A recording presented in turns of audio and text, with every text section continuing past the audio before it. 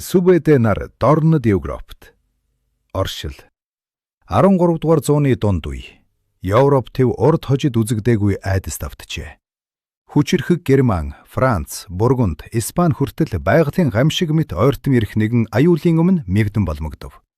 Англи их газраас харилцаагаа тасалж, Нормандын загасчид далайдаа гарч зүрхэтгэхэ болжээ.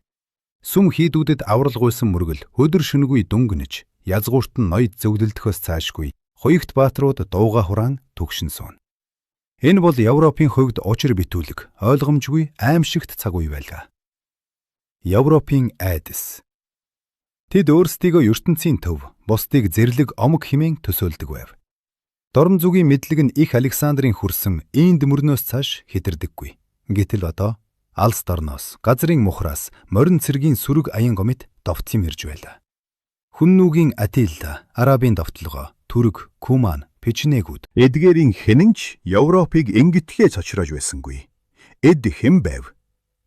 Их хуралдай ба баруун зүгт хөдлөх шийдвэр 1235 он. Хар хором хотноо Монголын Эфес ноёдын их хуралдай хуралдав. Үст дайсан зөвчдийн артан улс Оморд Хеттийг мөхөөсний дараа Монголын их гүрэн баруун хилийн аюулыг нэг мөр арилгах шийдвэр гаргав. 1222, 1223 онд Монгол эгчийг хороосон Киевийн вангууд, итгэл эвдэн тогтолсон булгаарууд, Кумануудыг өмгөөлсөн Орос, Мажарын ноёд, эд бүгд байлдан номхруулах дайснууд байлаа. Энэхүү их аян дайныг удирдах үүргийг Зүчийн хүү Батхан, Чингисийн дөрвөн их хошуучийн нэг Суут Жанжин Сүбэдэ нарт даалгав. Оросын таз нутгаас Европын үүд хүртэл 1236 оны намар Булгар мөхөв. 1237 онд Куманууд бут нэргэгдэв. Батхан мөнхөд хойд Кавказ Гүржийг даалгав. Мөнх Жанжин Гүржийн хаан Рус үдэнгийг дагаар оруулав. Удалгүй Рязань, Владимир, Чернигов унав. 1239-өөс 1240 онд Москва, Суздал, Переяславл, эцэст нь Киев эзлэгдэв. Киев дорнод Европ руу нэвтрэх гол түшиц газар болов. Эндээс Батхан, Мажарын хаан 4-р Бедад хандан Кумануудыг шилжүүлэн өгөхийг шаардсан ч татгалцсан хариу авчээ.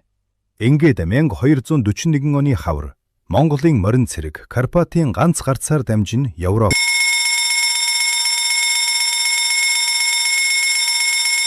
Польш, Герман, Францын 30 мянган шилдэг хуйхт баатар, Хайдуу, Байдар нарын удирдсан Монголын 15-аас 25 мянган цэрэгтэй тулгарав.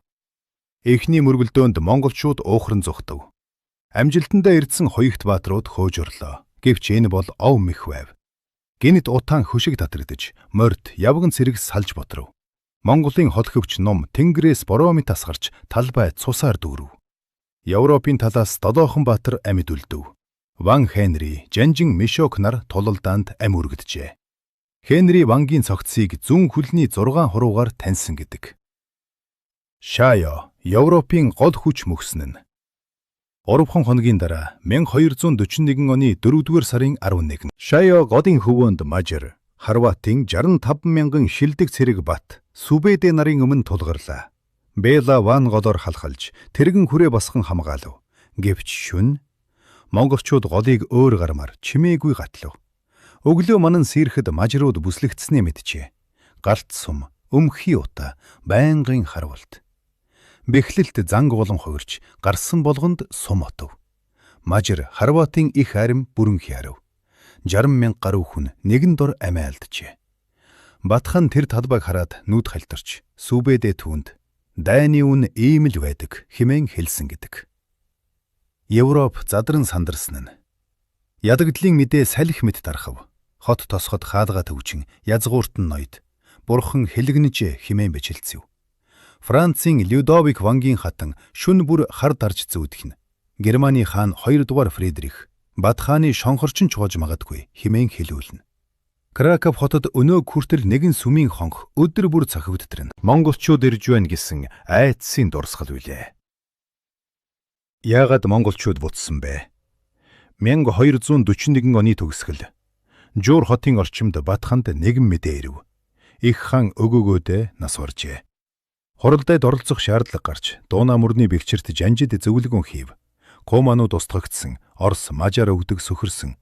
Европт аюуд учруудах хүчин үлдээгүй байв. Ингээд аян дайн зогс. Марун хижиг Молдав, Булвараар тогтоож, нугааг захирагчаар томлов. Эцсийн дүгнэлт монголчууд генет гарч ирсэн шигэ генет ботсон. Гэвч тэдний үлдээсэн айдас Европыг хэдэн зуун жил чичрүүлжээ. Ромын пап элч илгээж Европт орон дахныг судалж эхлэв. Энэ айдас, энэ дорвилт Европыг харанхуй зуунаас сэрэж, газар зүүн их нээлт, сэргэн мандалтыг эхлүүлсэн гэдэг. Ийхүү бат Сүбэдэ нарын дорнод Европ дахь аян дайн зөвхөн ялалт төдийгүй дэлхийн түүхийн чиглэлийг өөрчилсөн билээ. Төгсгөл Алс дорны тал нутгаас морин туурайн төвөргөн Европын түүхэнд ийхүү мөнхөд үлдсэн юм. Өдгөө Ватиканы номын санд хадгалагдсан буй нэгэн захидал бий. Тэр захидалд омог бардам сүр жавхшинт үгс сийлэгдсэн байдаг. Мөнх тэнгэрийн хүчин дор наран урахгүй зүгээс наран шингэх зүг хүртлэх бүх газар орн бидний эвээлд орсон бүлгөө. Одоо та нар иргэн нь болж эд торог бүхнээ өгийг ивээс зохино. Энэ үеэс эхлээд та нарыг эвгээл дороо орсон хэмээн үзсүүгээ. Хэрвээ та нар тэнгэрийн бошгийг үл даган мануу зарлиг зөрчгөөс дайсан минь болё. Юу болохыг гагцхүү тэнгэр мэдтүгэ. Эл захидалд аюу туга, бишэр туга химэх алдарт үгстэй тамар дарсан байжээ. Түүний дараа их хаан орсуулсан мөнхөөс Францын Людовик хаанд Гийом де Рубрукаар илгээсэн захидалч үүнээс дутуугүй сүрлэг бардам үгстэй байсан юм. Яг энэ цаг үед монголчууд Европоос гадна Иран, Өмнөд Кавказ, Өмнөд Хятадд ертөнцийн 3 завхст 3 фронт дээр зэрэг дайтаж, гэвч алхан бүрдээ ялж байлаа. Орос болон дорнод Европт бат Сүбэдэ нарын хийсэн цөмрөлтийг үе үеийн цэрэг дайны түүх судлаачид байхан шагширсаар ирсэн. Зарим түүхч энэхүү довтлогоог хүний олонд дулдуутсан зэрлэг балмаадаар айлган дадайлгсан явдал хэмээн тайлбарладаг. Гэвч энэ нь бодит байдалд явж нийцэхгүй юм. Энэ бол төгсгөл биш. Монголын түүх үргэлжилнэ. Subscribe хийгээрэй.